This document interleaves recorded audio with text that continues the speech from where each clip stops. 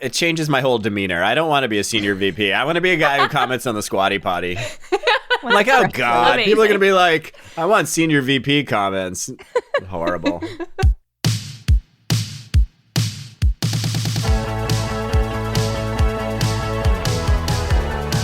Hey there, I'm Marjorie Munroe, and this is Another Bite, where we rewatch all the latest and greatest pitches from Shark Tank, and if we're being honest, some of the not so great ones. Joining me today are Jon Dick. Hey, how's it going, everybody? And Ariel Boswell. Hey, y'all. Oh, this team is so cool. Clearly, I love it. Clearly, I'm already coming in really hot today. I don't know. I hope everyone's here for it.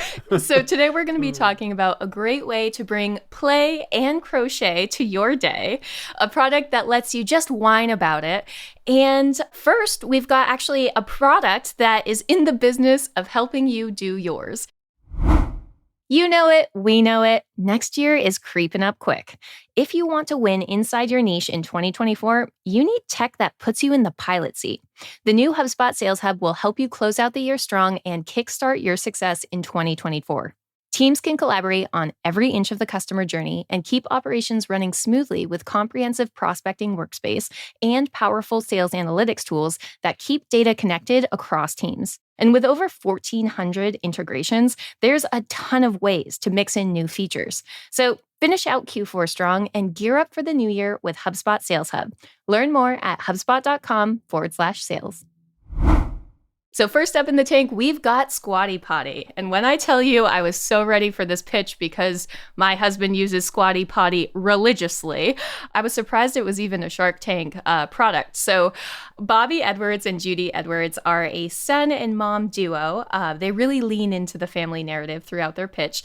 And they come to the Sharks asking for $350,000 for a 5% stake in their business, which shakes out to about a $7 million valuation. So essentially the pitch is pooping, you're doing it wrong. The sitting position of the American toilet puts you in such a position with your, internal muscles that really leads to constipation and colon issues. So the goal of the Squatty Potty is to get your feet in sort of a more natural human position so that everything just moves well. It flows well. Jerry, I just wish you had brought up the detailed anatomical slide that the mother did on the pitch. Yes, it was a full-on biology lesson, I felt like. I learned some things. I was like, oh my gosh. Right. It was color-coded. I was like, yes. I suddenly know everything about the American colon. Anatomically, we have a muscle called the puborectalis muscle that wraps around the base of our colon, forming a kink. And when we're sitting on the toilet, this kink only partially relaxes. And only when we are in a squat position does this muscle completely relax and allows us to have a complete and full elimination of our waste. So we've come up with a perfect solution. Squatty Potty. I think the Sharks were also intrigued, but also slightly kind of on the fence about this pitch because I don't know if you caught this, but they actually interrupted the pitch. They didn't even let Bobby finish his final sentence. And Mark was like, all right, talk to me about profits. How do you squeeze out a deal out of this one? Golden. Yeah. I think that they're asking for a very fair valuation for a product that actually is going to work. They're like, the Sharks got all critical. They were like, well, this is going to be an educational sale. And we were like, no. You're just going to tell people that you're going to have a much better time using the toilet. And everyone is going to think that sounds like absolutely incredible. And especially when they see that it doesn't take any major, you just basically prop your feet up. It seems actually quite comfortable. I don't know. They asked for $350,000 for 5%. Yeah, so that shakes out to about a $7 million valuation. $7 million valuation, but they've been growing revenue incredibly. Yes, so the first year, $1 million. Second year, $2.7 million. And in the third year of being in business, they had done $2 million in the first 2 quarters. But it seems like what was interesting with their revenue is a lot of holiday shopping drives a lot of sales. So while it was $2 million in the first 2 quarters, they were like, by the end of the year, because of all that holiday shopping, we'll get to $7 million. Yeah. So they're somewhere between their run rate revenue right now would be have them at basically $4 million. Like if they just dragged the spreadsheet and didn't grow at all, they'd do $4 million this year, or the year that it was they were pitching. And they're estimating with that holiday upside, they'll get to $7 million. So they're somewhere between $4 and $7 million. And they're basically asking for a $7 million valuation. I don't know. That's not wild to me for a product that is literally has the TAM of every household in the world. The total addressable market. Yeah. Priced at $25, unit cost of $450. They're spending a little bit higher than they need to, I think, on probably sales and marketing. I think if they just get it into retail and consider even raising the price a little bit, I bet a lot of people will buy it. So Jory, I don't know if it's like just like our partners thing, but my boyfriend did the same thing and bought a squatty potty for every single bathroom of the house.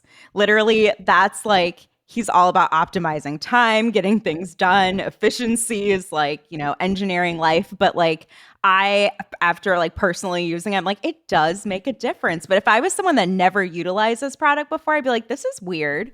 I do think that both of your observations that like, oh, wow, like these just ended up in my home somehow and I was skeptical. I think that men have a long history of looking for bathroom innovation, especially bathroom innovation that is named in hilarious ways.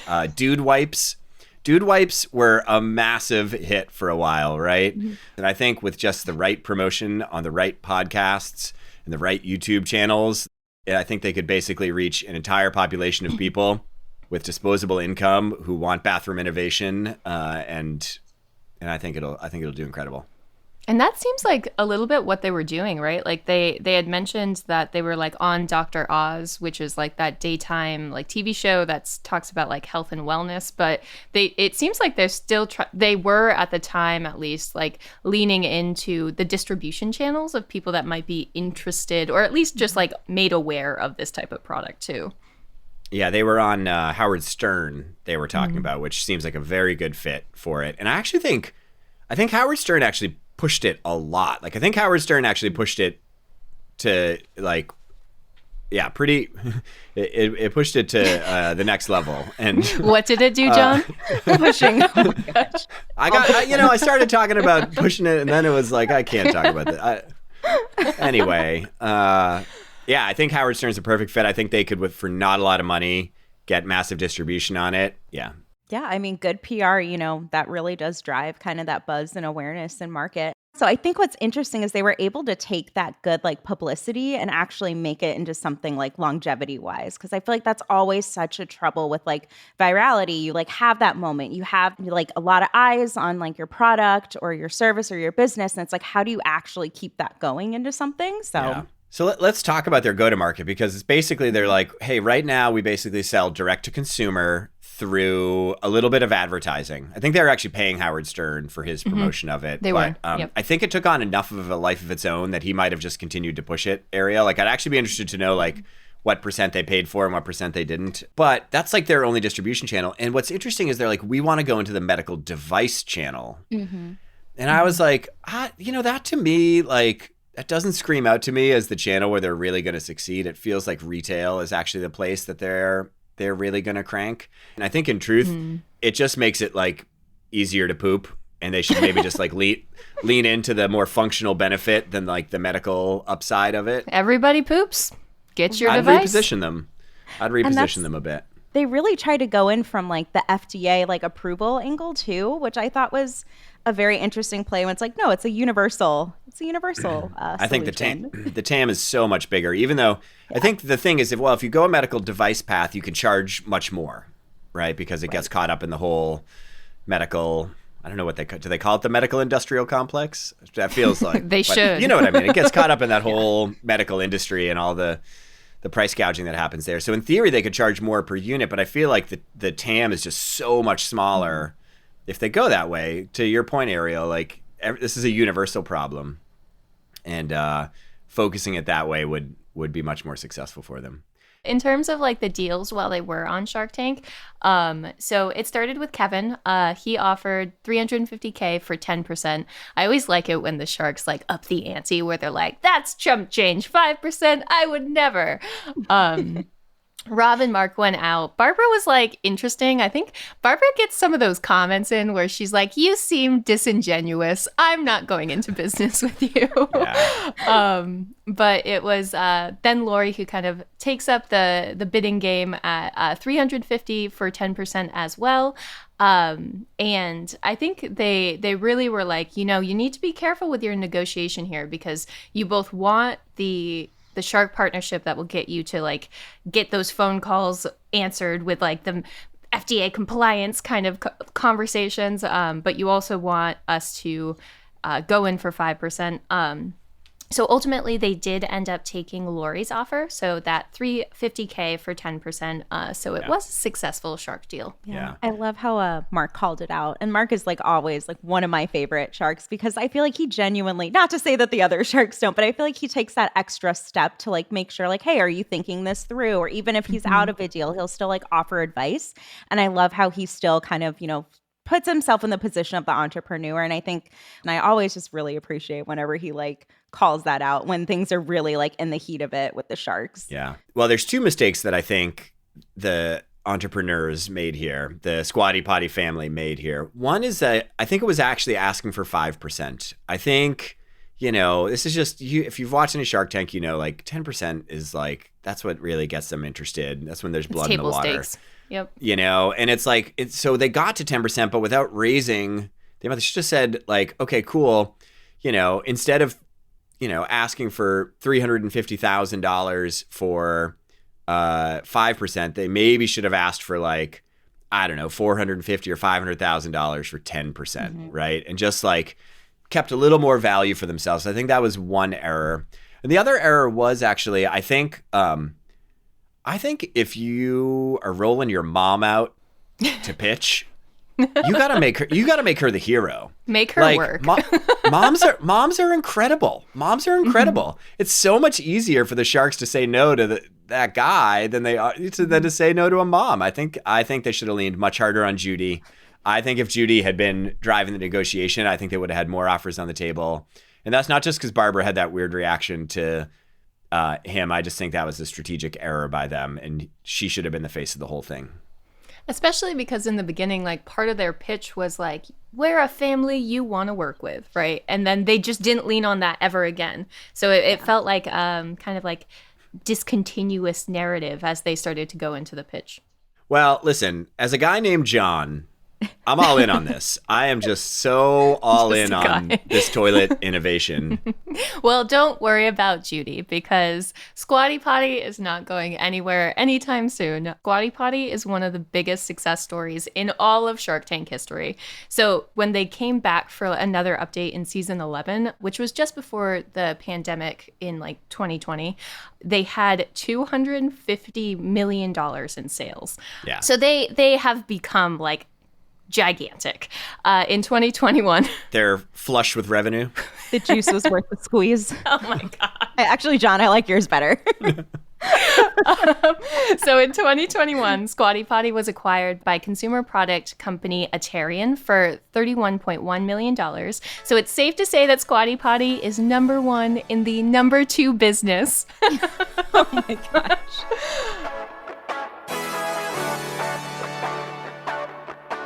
Next up in the tank, we have ZIPZ. And ZIPZ is a way to drink wine on the go. So essentially, this product is a single-serve wine company that sells not only wine, but they're like super strength wine glass packaging that's so strong you can stand on it.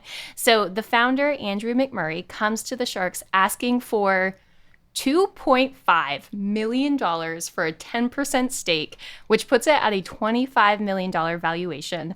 Its whole shtick is that it's got this like patented zip packaging, and it's really, it's already got some investment behind it, but the purpose of the company is both to license and package really well. So it's trying to get the sharks, all different types of sharks, invested really early.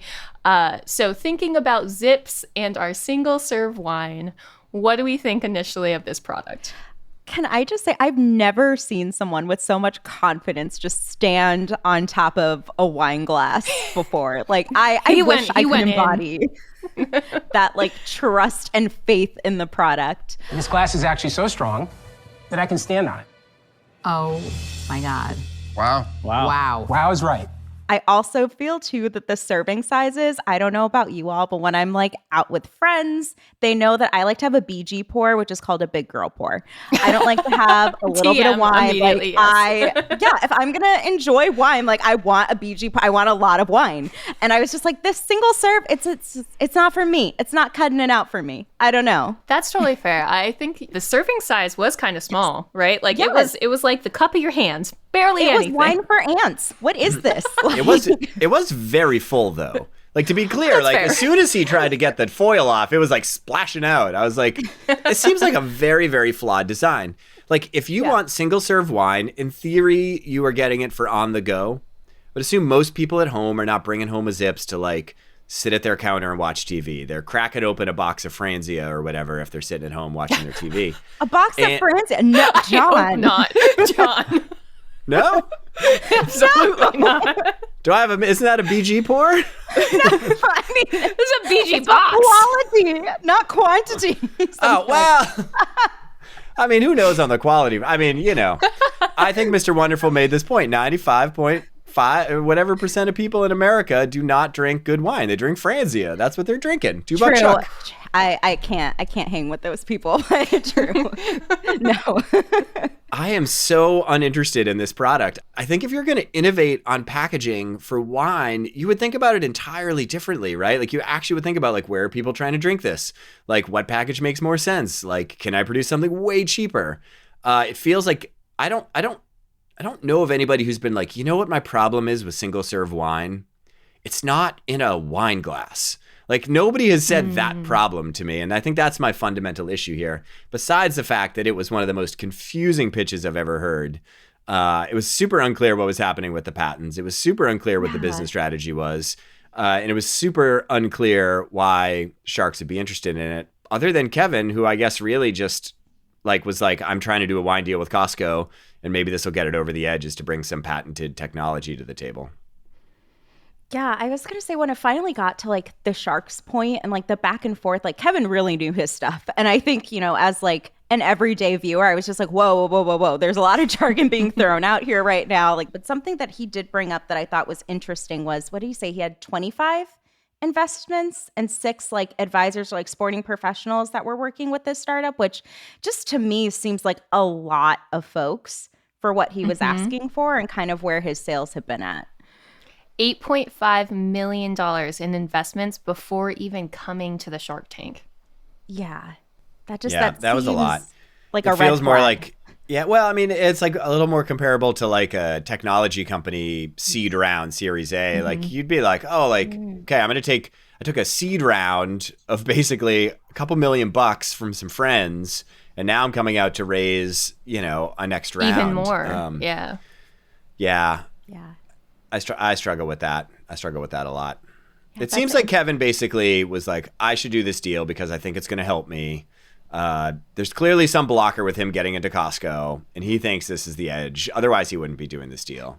Yeah, I was surprised by that too. I was like, oh, there's something mutually beneficial between Kevin to like get in and like leverage this as an opportunity. So I'm very curious to see if it actually like went through. It feels like if this group of 25 former Wall Street execs or whatever, you know, was sending him on Shark Tank, it was because they actually really felt like they were blocked, right? Like they must have really been like, we don't have the right connections. We don't have the right ability to take this to the next level, because they're basically saying we're taking on a major new shareholder, giving up a lot of our value to get something in return. And so they must have kind of been like, they must have wanted Mr. Wonderful or Robert and said, we'll take any kind of almost any deal there. Because otherwise I'm not sure they would have even gone on the show. And I think it was Robert that like he had a really good point in terms of, he was like, I'm really confused about what this pitch even is, right? Like you talk about you want to go into licensing, and the biggest deal that this company ZIPZ had was basically a licensing deal with a large winery to get the product into stadiums with the winery's wine. So not even like ZIPZ wine. And so Robert was like, you know, I don't know if this is really like a licensing play, if it's a product play. And I wonder if like to a certain extent, the 25 other investors even new either, right? Like, are you trying to make this like the licensed packaging of like a bunch of international wine brands that do get into Costco? Or are you trying to also like have your own branded wine? Because it as the pitch kind of progressed, it didn't seem like Zips wine was really what this founder was after. Why is it called Zips? Did anybody figure that out? So it's because it unzips, right? So But there's not a zipper. there's no zipper. It's a tearaway. And that's what Mark was like. He was like, this branding is trash. This is the Franzia of branding. Yes. Even having it Zips with a Z at the end of it, I'm like, that doesn't make sense either. Maybe you could have called it like Sips with a Z, you know, or something like that. I don't know. Like, at least like speak to the functional nature of it. I don't know. It wasn't doing it for me. They would do well with the rebrand, to say the least. Yeah. So after our founder, Andrew, goes away and talks to his investors, he does ultimately end up taking Kevin's deal. So Kevin's final deal is he'll give him the $2.5 million for 10% equity with the opportunity to buy another $2.5 million for 10% equity in the event of an exit, which makes it one of the biggest Shark Tank deals in history, right? Yeah, like this is a big deal. $2.5 million. And Kevin just throws that down. He's just like, yep, we're done. This is why I'm like, Kevin Really wanted Kevin Costco. Kevin was clearly like, this is my only way into Costco. And they were basically like, without Kevin getting us into Costco, we can't succeed as a business, because I just don't see how either side would want to do this deal otherwise. Yeah. 2.5 million for a cost per what? Costco acquisition? Cost per Costco. Okay, so do we think, knowing that Kevin is trying to use this deal to get into Costco, do we think this company is still a company? I could see it selling maybe in like a 4-pack or 6-pack at a higher price point if it was direct to consumer. But I, as a wine enthusiast, or maybe wine snob, maybe that's the proper term, I don't BG see poor. it lasting. Yeah, I don't see it being like evergreen. I don't know. I don't know. Maybe they're very successful. Like, maybe if they got just right on the packaging deal or something, or maybe if they went licensing instead of trying to like sell their own product in store, maybe they're still around. I don't see it though. I bet they had to shut down. Burn rate was really high. Costs were really high. They took a lot of money. I bet the investors at some point were like, give us the rest of the money back and let's call it a day. Fair enough. Okay, so they are no longer in business. They are completely out of business. So the biggest deal in Shark Tank history was actually a bust. But what's worst is that Zips actually never made it to Costco. So like pour one out to Mr. Wonderful, because it didn't happen. Yeah, Bummer. so Rough. big bust, because that's clearly what he wanted Zips for. Yeah. So- you know, he had a box of wine the night that deal didn't go through. Okay.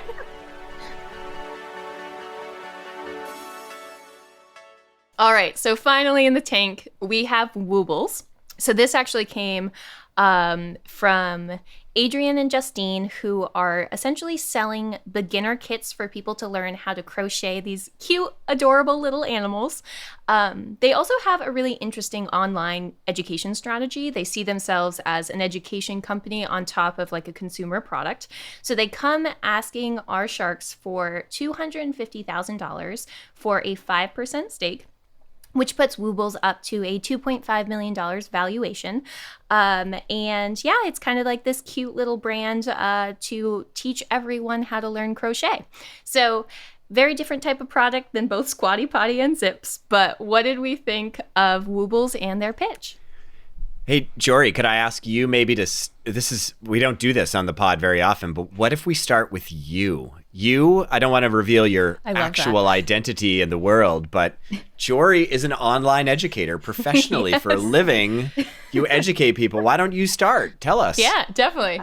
In terms of the education platform, I was like absolutely successful, because as an online educator, it's not just the product you deliver to people, it's how you make them feel and how you empower them to grow better. So yeah, I think it's really important. I think that beyond just the crochet kits, their online crafting platform is probably what's going to take Woobles to the next level and keep it in business.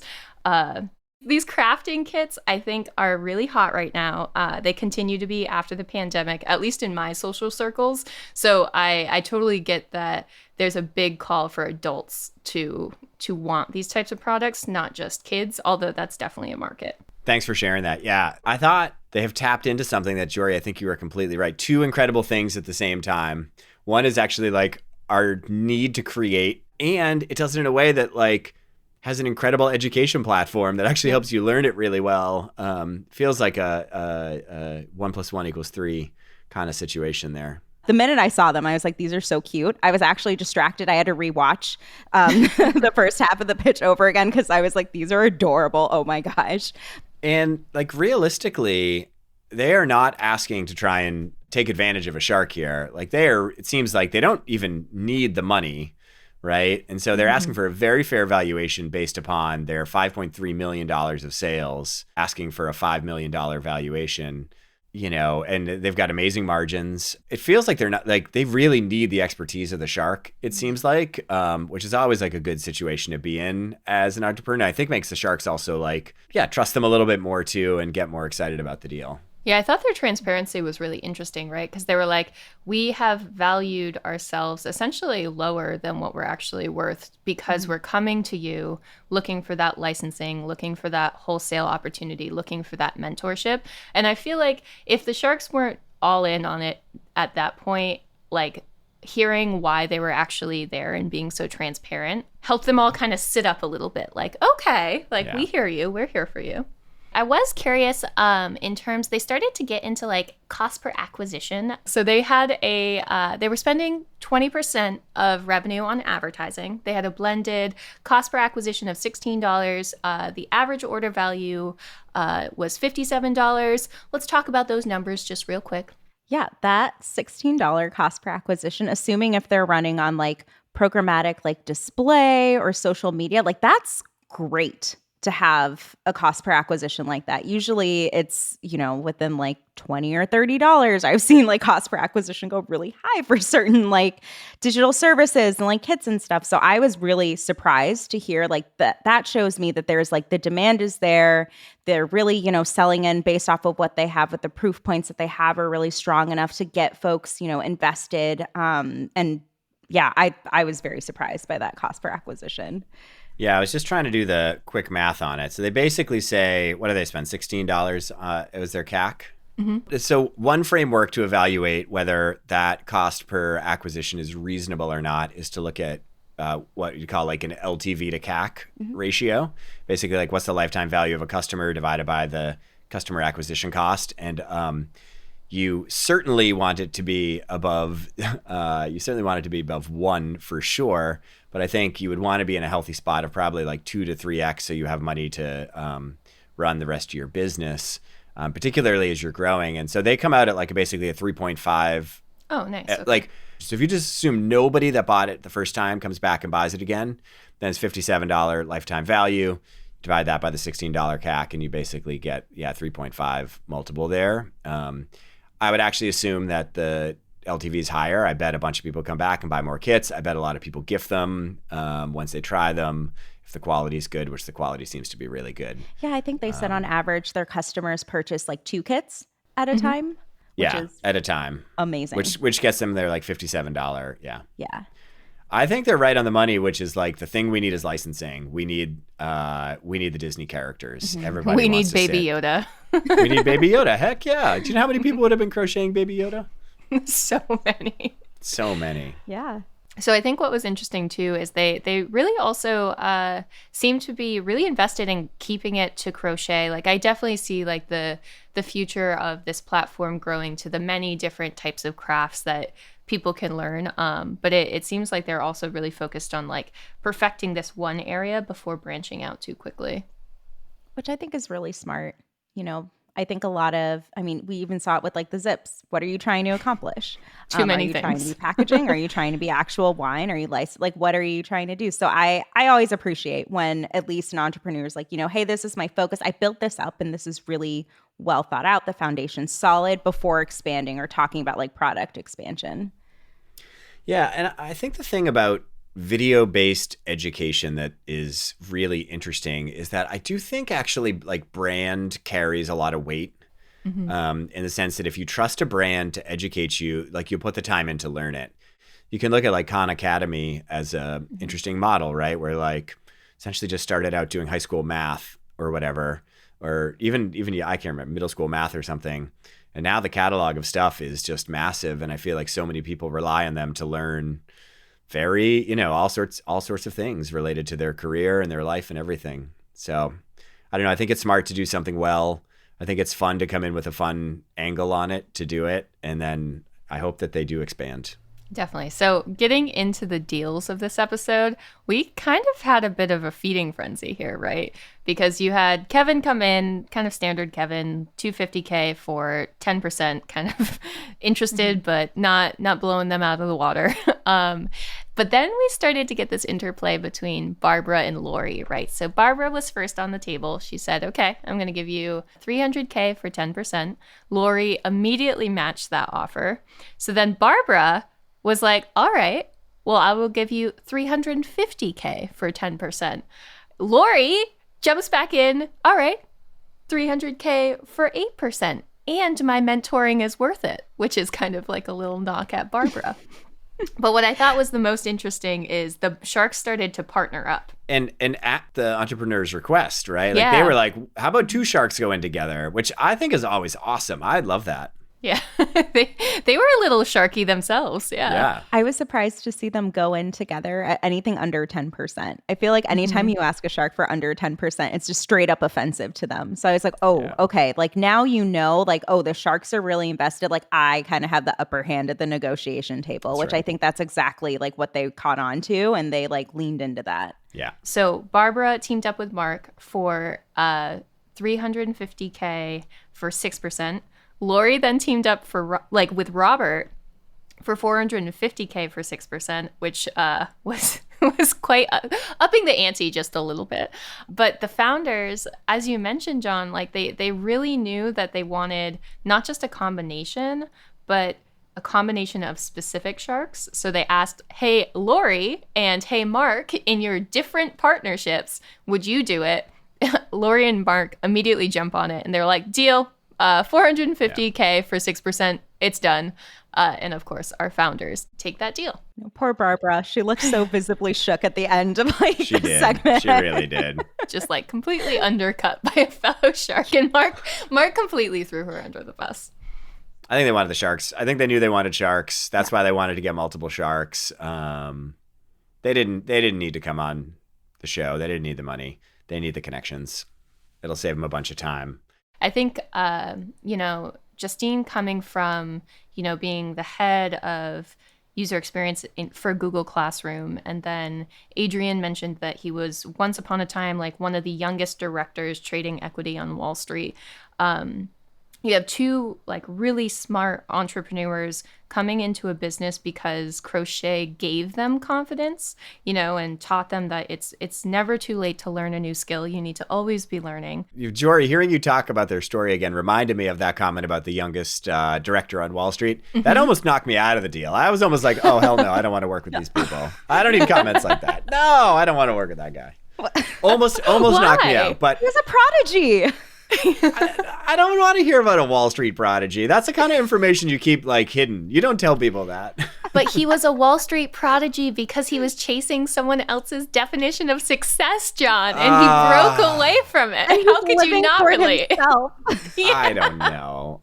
We stan Adrian in this house. Yes. No.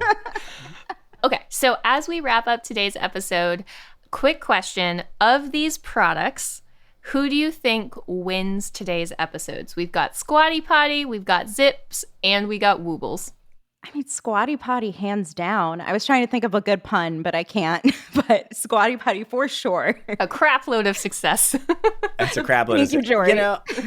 I hear the desire to make Squatty Potty the winner. I'm going with Woobles. I think Woobles has bigger potential and a more transformative company potentially, and I'm pretty into that. I also thought their overall presentation and pitch was stronger, and they did a better job of getting me excited about their company, even though I happen to think the Squatty Potty concept, brand, and everything is brilliant. That's fair. In terms of products already existing in my house, Squatty Potty wins. I feel like potentially things. So I've never tried to learn crochet, but it actually got me questioning, like, maybe I want to learn how to crochet a little penguin. So maybe I was thinking that. We all need Woobles now. Yes. We watched one Shark Tank episode and we're like, yes, like talking about a product, it's going to be a huge hit. Definitely. And like, especially if they diversify, like if they get into that, that's a huge success. Today's episode is written and produced by Matthew Brown. If you like what you hear, or if you hate what you hear, subscribe to the show. I mean, leave us a review if you want, tell a friend or a personal enemy about us.